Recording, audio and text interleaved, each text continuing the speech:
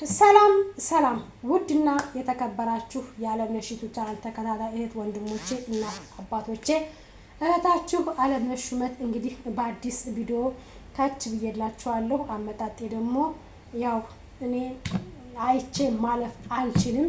ምክንያቱም የአንዳንድ እህቶቻችን ከህይወታችሁ ወጥተው ድጋሜ ደግሞ የእናንተን ህይወት ለሶስት ወርና ለአራት ወር እንደዛ ምስቅልቅሉን ሲያወጡ የነበሩ እህቶቻችን ድጋሜ ደግሞ ወጣዋል በቃ ብሎ የሰው ልጅ ህይወቱን ሲቀጥል ህይወቱን ሲጀምር ወደ ህይወት ይመለሳሉና እንግዲህ እንደምታስታውሱት ውብዬና ናሁን በጣም መልካም ባለትዳሮች ሰው የሚቀናባቸው ለሰው ልጅ የትዳር አርያ የሚሆኑ ሰዎች ነበሩ ናቸው። ግን ትጂ የምትባል እንግዲህ እህታችን ከአሁን በፊት ናሂን በመተት አሳብዳ ብዙ ነገሮችን አድርጋ ውብዬ ወልዳ አራስ ቤቷን እንኳን በትክክል አልተጠቀመችበትም።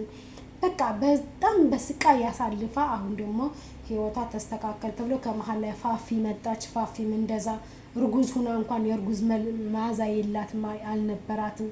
ያ ሁሉ አልፎ አሁን ደግሞ በየትም ሳይሆን መታ ትጂ ደግሞ ድጋሜ የናሁንና የውብዬን ህይወት እየበጠበጠች ነው። እባካችሁ እህቶቻችን ከባለ ትዳር ወንድ ላይ አትንጠልጠሉ። እኔ እውነት ለመናገር ማለት ነው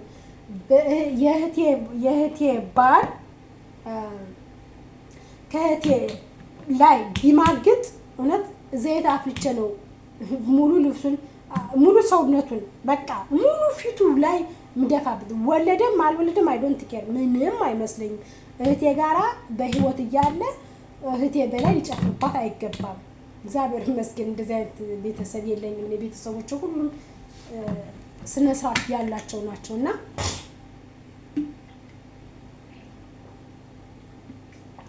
ትጂ ደግሞ መተሽ በጠፋሽ ጊዜ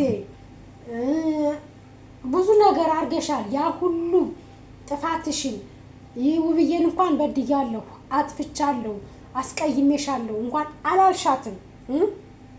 ጀብድ እንደሰራ ሰው ጥሩ እንደሰራ ሰው እኔ ላይ እናርግሽ ነው ያልሽና አሁን ቢሆን የምትወጊ ቤተሰብሽ ከታመመብሽ